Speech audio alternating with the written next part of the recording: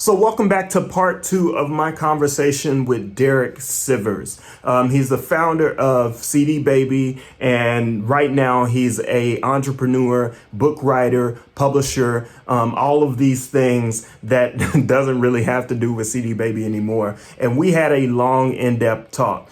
If you enjoyed this talk, this part two, be sure to go back and watch part one, or watch part one before you watch this, because you're not gonna want to miss any of the bits and the things that Derek has to offer to you.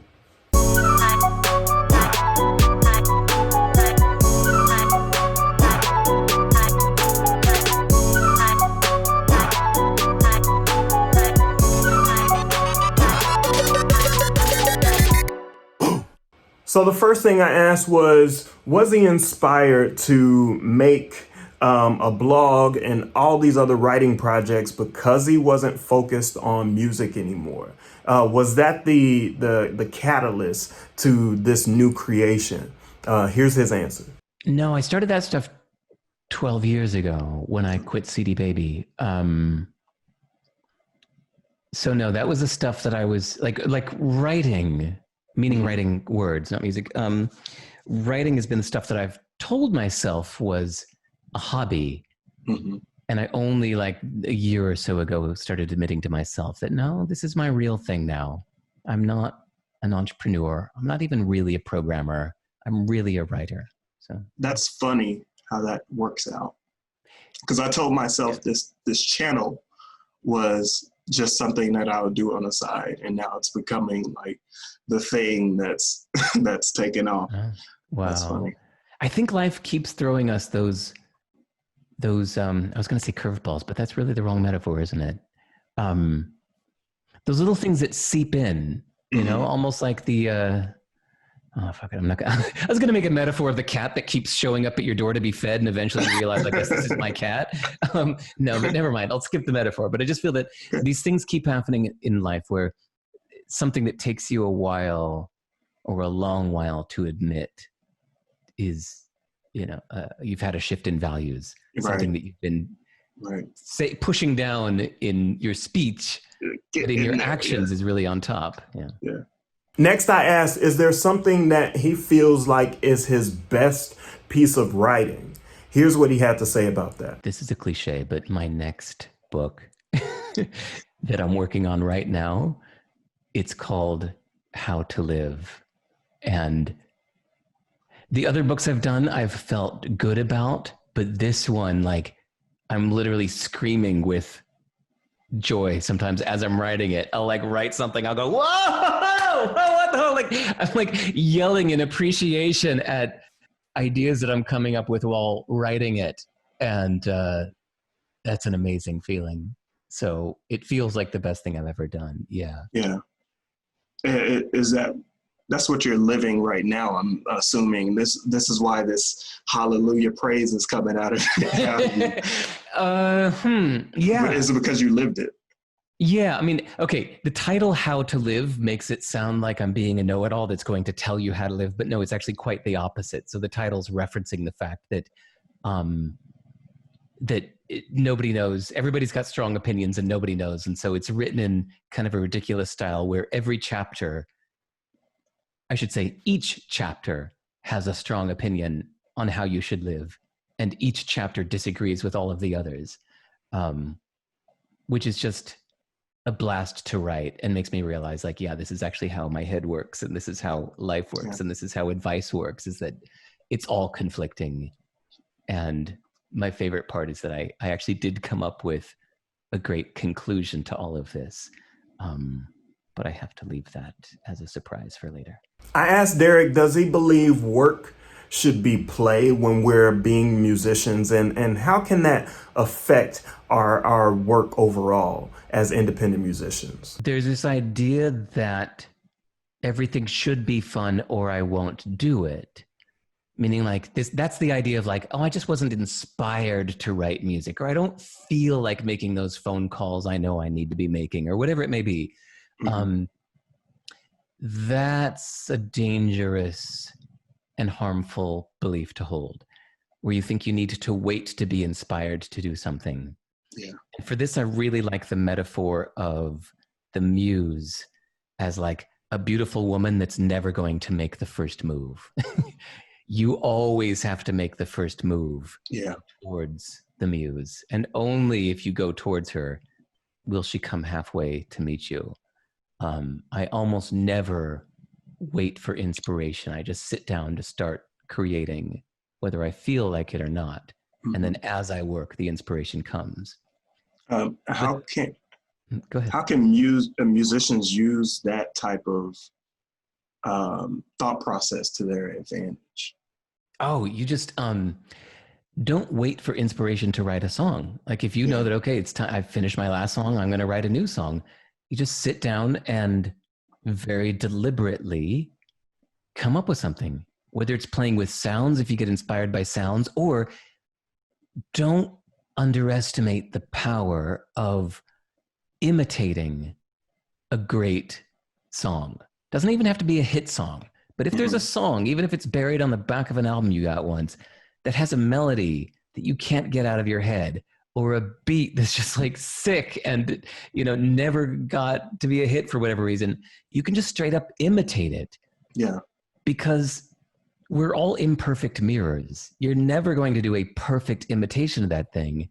So just go ahead and copy it and get inspired by your version of that melody. You know, and I don't mean actually like nick the melody where now you have to go get licensing rights. Right. But I mean, like cover license, yeah, like even if you just literally invert it, you know, play the MIDI notes, whatever, and then do that little thing in Ableton Live or whatever. You flip it. All right, now it's your unique melody, whatever it takes. Sometimes, actually, God, most of the time when I kind of left out the part of me as a songwriter from the story, but like I wrote over 100 songs from the age of 14 to 29. And a lot of them were just really deliberate exercises where it's like, I'd pick a certain technique that I liked. I'm like, okay, I like the way he did that melodic jump in that song. I want to do melodic jumps like that. So I'd sit down and figure out, what is that jump? I'd say, that's okay, from a C here to that E, man, that's what do you call that? A 13th, right? Yeah. Like an octave plus 3 more. And I like the way then it falls down to the 7th. Like, okay, how can I use that interval? I want that interval in my song. So I just write a melody with that interval. So that's like not waiting for inspiration. That's just a deliberate assignment. You give yourself an assignment to craft something. Then Derek goes into a little bit about hit songwriters and their process. I found this part really, really interesting. And as a songwriter, I'm just like, yeah, let me soak this in, see if I can gain some of this knowledge and see what these songwriters do. And it will surprise you how simple everything is. Take a look. Hit songwriters, if you read interviews, I used to just read every single interview I could with every hit songwriter. I just wanted to learn like how to be them, right? It's crazy that these hit songwriters often admit that their most successful hit song was one that they thought was just stupid, like not even worth recording. Like so many times you'll read these interviews with a band that said, yeah, we had this one stupid song, or we were almost done with the album, but on the last day of recording, we were just like making fun of our producer. So we put together this stupid little song. We wrote it in 5 minutes. We recorded it in 2 hours. And that became the big hit, right? Right. That's always the story. Right. I always thought of that with I don't know if this is true, but you know, the "Who let the dogs out?" Right. Every time I hear like, that, that had to be 5 minutes. Yeah, exactly. Nobody crafted that song. So I think as musicians, like we get into the nuance of what we're doing, right? Like we like a song because it has a certain production thing we're really proud of, or a lyric that we sweated over, but nobody cares about those things. Like, we feel like we need to overthink it. Right. Like you did something really difficult with the way you arranged your instruments, or you tweaked that kick drum or whatever. And so we think, whoa, everybody has to hear this song because I put so much work into that kick drum. But like the stupid, fun, dumb things end up being the most memorable. So when you ask about work as play, then yeah, in that case, sometimes you should think of your songwriting quite often as just play. Like, what would be fun? What would be funny to write and amuse you while doing it? So just being ridiculous and having fun. I think it helps also from it helps prevent you from taking yourself too seriously. Yeah. Because I think most people listening to our music don't take us very seriously. We're just another click on the screen. So if you can be in that same lighthearted attitude towards it all, it's probably healthier and more successful. Finally, I asked Derek, did he ever make a song that he felt like would be a hit? And here's his answer to that. I had this one song.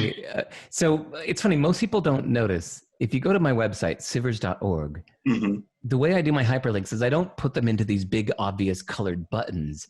It's usually the words that link to something else. So on the very first sentence of my website, it says, like, I've been a musician. If you click the word musician, it'll bring you to sivers.org/music, which is every piece of music I ever recorded in my life is all there on one page, free for the taking.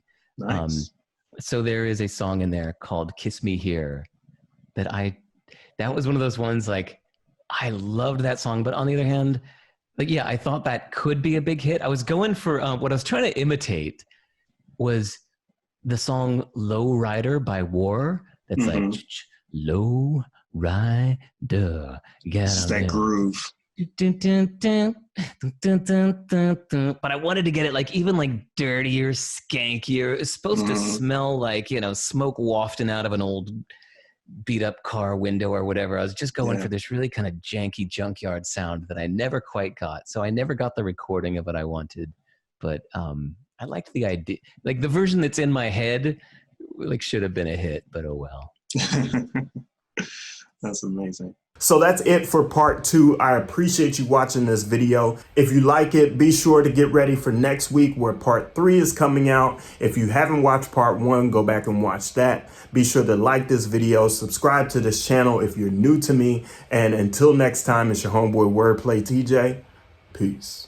That's amazing. All right, so the video is over now, and if you liked it, give it a thumbs up. Let me know how you feel about it, and then watch more videos about the same subject up here, and then another video that YouTube recommends down here.